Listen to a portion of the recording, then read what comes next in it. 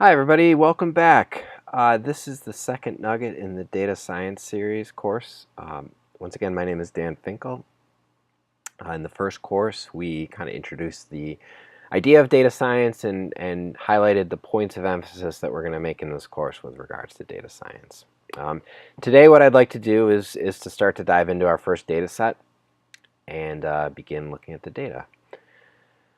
So with that, let's get started. Once again, just a reminder that we're going to be walking through a Python notebook today.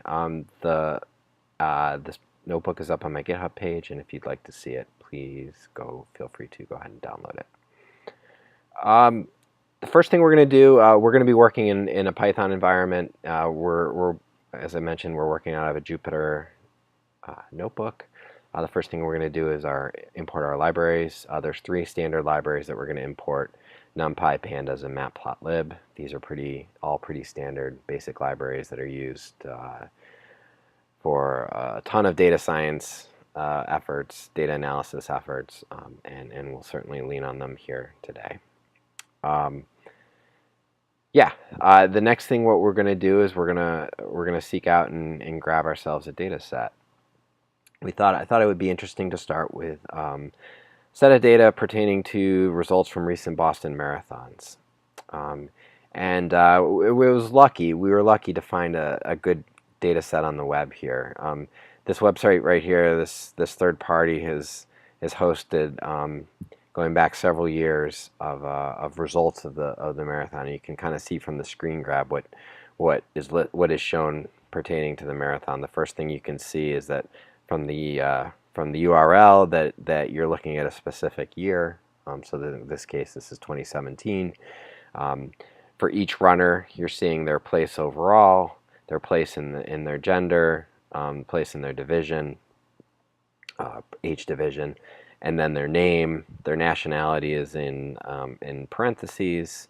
And then over here on the right-hand side, you can see that there's their bib number. And then their performance data. So what was their time halfway through the race? What was their net time at the finish? Both from a chip time perspective as well as from the gun itself. And so the difference there is that net time pertains to when you cross the start line to when you cross the finish line. Gun time corresponds to when the gun sounded, when the race started. So you may be starting back in the crowd, and it may take you several seconds or minutes to cross the start line till when you finish, and so that extra time is included in the gun time here as well. Okay, so let's get our hands on this data. To do so, we're going to use the beautiful soup library in Python. In that import statement is here, and then we're also going to pull it off the web. So we're going to use the request library as well, which allows us to ping websites and submit polls from websites in Python. So that's going to be pretty handy. The two search parameters that we're going to need to pull this data down are the year that we're interested in. So for this example, we're going to pull data from this past year's race, 2017 race, and then the gender of the race set that we want. This website splits the runners out into gender. So to try and duplicate this, we're going to pull male runners, and so we initialize these two variables in our Python notebook here as shown. I put another screen grab of the website up here as well, and the point being that we wanted to look a little more closely at the URL, as that's what we're going to do. Is in Python we're going to submit requests to this website, and then take the data that we get back and clean it up and convert it into results. And so what you can see here is in the URL, in the submission is the year, the 2017. There's a page number which corresponds to how many runners or what stage of runners we're showing. The number of results that we're going to show. So we're going to 1,000. So on the second page of 1,000 runners, you can see right here it starts at 1,001. And then lastly, the gender or sex of the group of runners that we're looking at, which is the M. So basically what we're going to do in Python is we're going to construct this URL as a text string, and then using the request library, we're going to submit it to pull the data down. That's shown here in this Python library, or this Python function that we wrote called scrape Boston results. And as you can see, we're going to pass these two attributes of the data, the year and the gender. In this function, what it will do is it returns the data cleaned up for us nicely in a pandas data frame.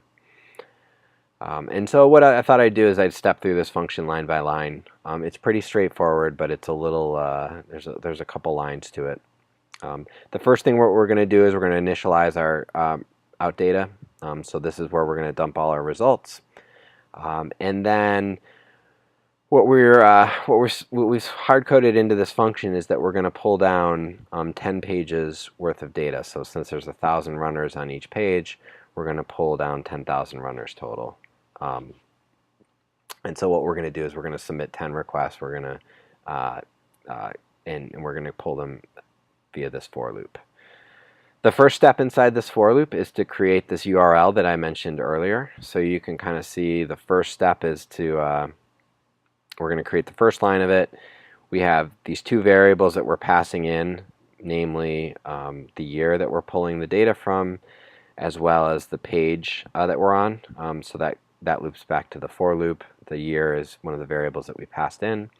And then the second section of the URL is shown here. And there's no variables in this, so this is just a nice hard-coded piece of URL. And then lastly, there's this gender portion of the URL at the end, which is where we're going to import our gender setting that we passed into the function lastly here. And then to complete this, all we do is we take these three pieces of the URL, the base, the post, and the gender pieces, and we just concatenate them together so that they create one large URL. And the goal being that that URL should look exactly like the URL that's shown up above here. Now, once we've done that, we can use this request library, and it's really simple. It's just like interacting with your browser. You submit the URL that you want through this request.get, and all the data that comes back is in this R variable here. And then at this point, this is where Beautiful Soup kicks in, and we're able to clean the text or use the XML tagging in the text to convert it into a Python variable right here called soup. And then what's not shown here is I did a little homework off to the side, and I discovered that all the data we care about is tagged in these tags called with the heading TR in them. And so our subdata set, which contains all 1,000 runners information, is going to be in every piece of XML that's tagged with a TRL or HTML that's tagged with a TR flag. So now what we're going to do is we have our subdata set, we have it all the data, and now what we just need to do is go through that data line by line, read it into a frame and clean it up so that we can pull out the relevant pieces of information. So what we're going to do is we're going to run through each of the lines, 1,000 lines, and actually this first row in this is a table header, so we're going to skip it. So we're going to start our for counter at 1 instead of at 0. And now that we have a line, we've gone through, and what this block of code right here is, it's cleaning up and it's extracting the information that we care about from that code. So it's removing all that HTML tagging that's in that data. So for example, the result of the data is going to be in the subdata. I'm sorry, the row of the data that we're interested in here is in the result, and then you can kind of see that we're able to split and pull out each of these different pieces of information shown here. And just as I mentioned earlier, we're pulling out the split, the half race time, the overall time, the gender of the runner, the division, the name, the half, the full, so on and so forth. And then we're appending that data into this out data. We're dumping all this data into this out data variable. So for each runner, we're creating this new row of information that's listed here. There are some bad rows in this data set, so we have a try except around this where we're catching value errors in the case that we got a bad row back from the web page. And then we finish off by after we complete each page, we print out a statement to the screen so that we know that we're moving through. And then before we end the function, what we do is we take that out data variable, which is a list of all our data, and we move it into a data frame. And that code is shown here.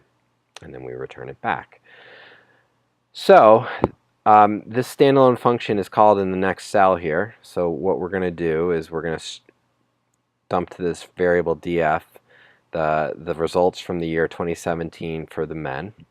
And then we're going to ask the notebook to print out the first 10 rows of that data frame. And so here you can see this is my output as it's cursing through and going through, so you can kind of see it's giving us the updates as it goes through the different pages, and it stops at page 9, gets to 9,999th runner. And you can see in this case we hit a few bad rows with that try except shown with these different tags. And then we did get a warning error. That's what this red piece is. And then, as I mentioned before, we're printing out the first 10 rows of the data set. And you can see right here what that looks like. And so now we have this nice, because of this function, we have this nice pandas data frame of our data. It has the columns that we've, just like the web page, where we have the overall position, the gender position, the division position of the runners. We have their name. We have their times through the half and full to full. And then we also added a few other attributes of the runner as well. So the time variable we converted to minutes, and that's going to come in handy as we do some future processing. So both their half race split as well as their full race time. And then we also computed from that the second half time as well. And then the last thing what we did over here is this race split, and we determined how much of a difference there is between the runner's second half time compared to their first half time. So in this case, this runner took 0.45, almost half a minute faster, half a minute slower in the second half of the race than in the first half, and you can kind of see that with your eyeballs as well, that's what happened. And then the various runners have different times there as well, so we derived that as well. Okay, I think at that point this is a good stopping point for this nugget, so we'll stop here, and then in the next lesson we will, now that we've read in this data, we'll start analyzing it, looking at it, and playing with it. All right, thanks very much.